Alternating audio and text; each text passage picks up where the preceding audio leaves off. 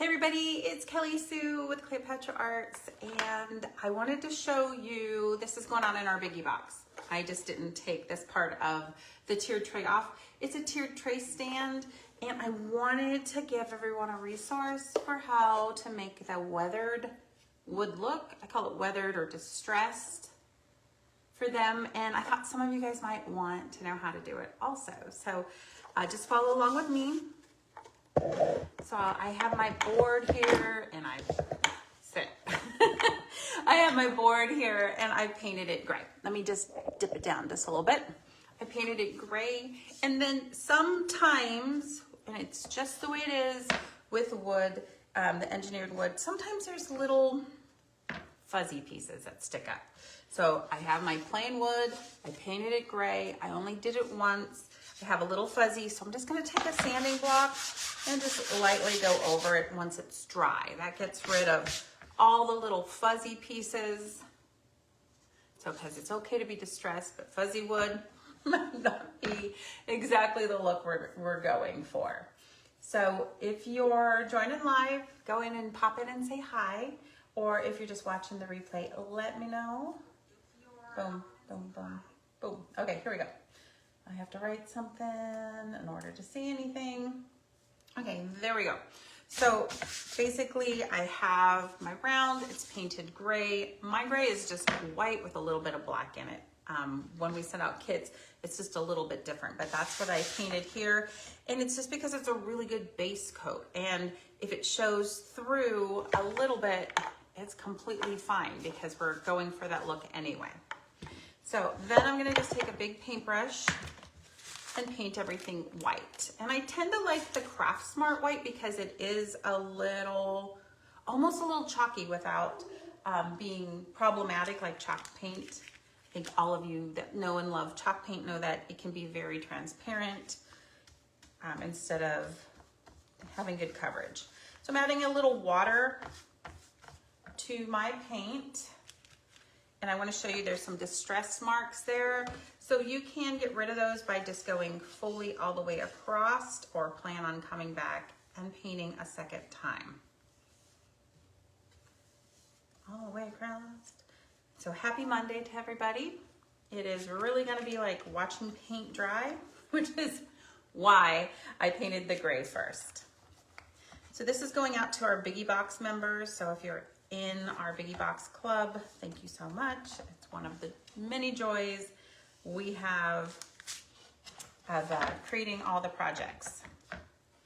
It's just being able to see all the finished, exciting takes that everybody has on their project of the month.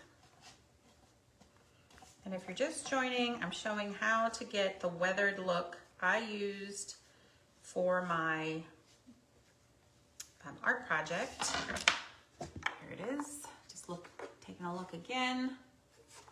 Again, I didn't spray mine. I went ahead and went with Craft Smart white because it tends to be a little chalkier. I'm just gonna put that anywhere. A little flatter. Hey guys, thanks for watching. Hello, Miss Donna. I'm sneaking a peek. Okay, so you go all the way across. I'm gonna let that dry, and then what I like is the metallic black from Artist Loft. You know, this is backwards because it's more like a Payne's gray or a shimmery charcoal. Payne's gray is really a really dark bluish gray. So it's also flat, so that kind of builds on that flat paint that we're having. So happy Monday. Let me know, do you get the Biggie Box or one of our art boxes? If not, that's okay. We still love you. I'm just kind of curious. If you're watching the replay, later on you can still answer in here. Now you can give this as many coats as you want. I would look again if you're getting any of that fuzzy wood, which I only had to sand mine once. Just go again with a really fine grit sanding block or sandpaper, and it'll get rid of it.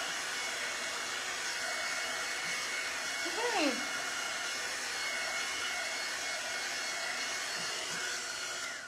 Go. And it's a little wet still, but for this purpose, I'm going to show you what I'm going to do. So I'm going to take my metallic, the shimmery metallic Artist Loft's black. And you could give this another coat. It's completely fine. And I'm gonna just squeeze a little out. You don't need a lot for this technique. I'm gonna show you a couple different ways you can do this because maybe you don't have the same tools as me. I still want you to be successful. Make sure you still have some white ready to go. I'm gonna use a palette knife. I like the metal ones, but I use plastic all the time too. Number one, because they come in those Michaels paint kits. You can also use a wet wipe or even your finger. And remember, we're gonna kind of go for this soft look of the weathered wood. So I'm gonna put that down. So it's not about going in with a lot of black. So I'm just gonna lay my palette knife straight down.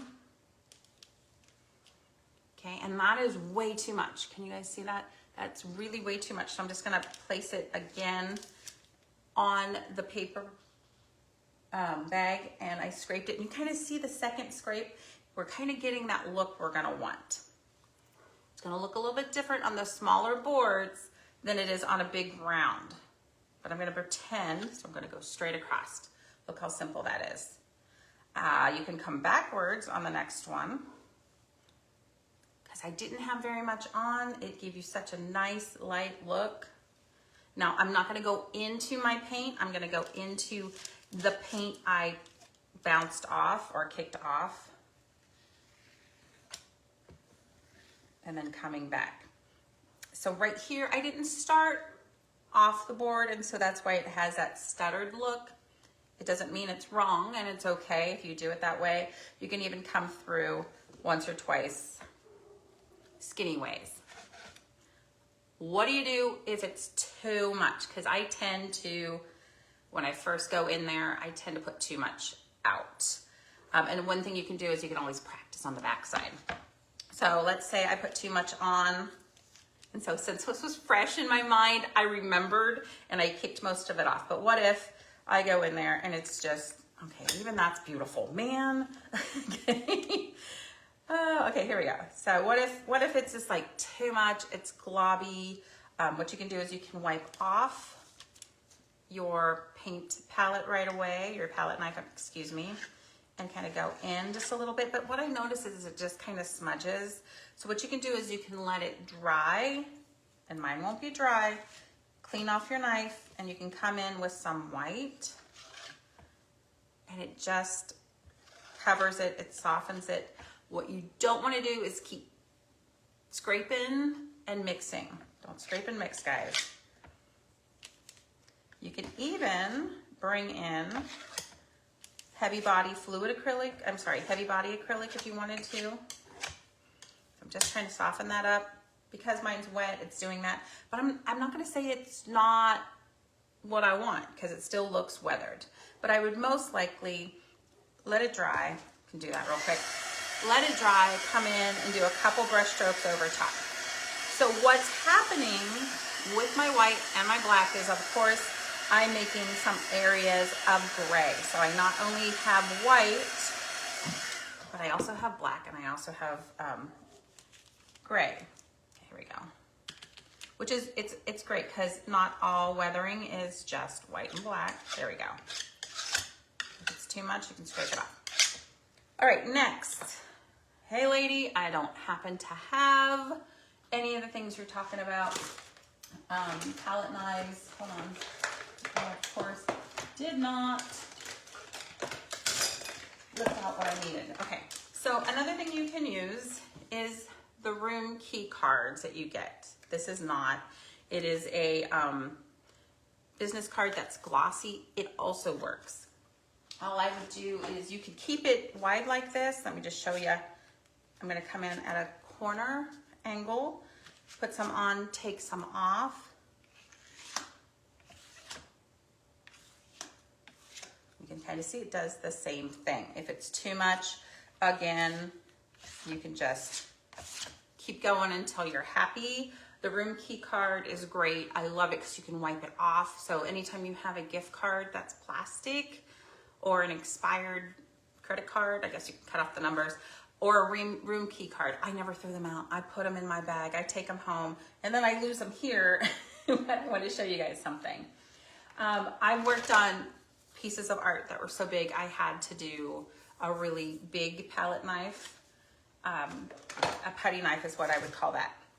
Okay, also, if you don't have a business card, a room key card, a popsicle stick, the palette knife, you can go in and use a wet wipe.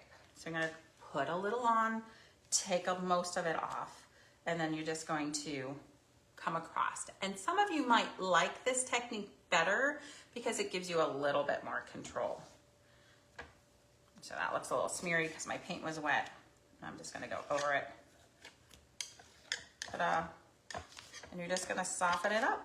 So that's how we do the weathered wood look for our stand for the Biggie box. So this is an 8-tiered tray stand, and I like it because it doesn't take up as much space as the round ones. And for the smaller sets, it fills it up nicely. So I have all my pieces back here. So hopefully that helped you guys a lot and you like that little tidbit of knowledge. Make sure you share those Biggie boxes if you get them. I want to see what colors you went with. Of course, you can just use white, black, brown. You don't have to get artsy fartsy, but I don't like to pass up an opportunity to get as artsy fartsy as possible. Happy Monday, guys. See you later. Bye-bye.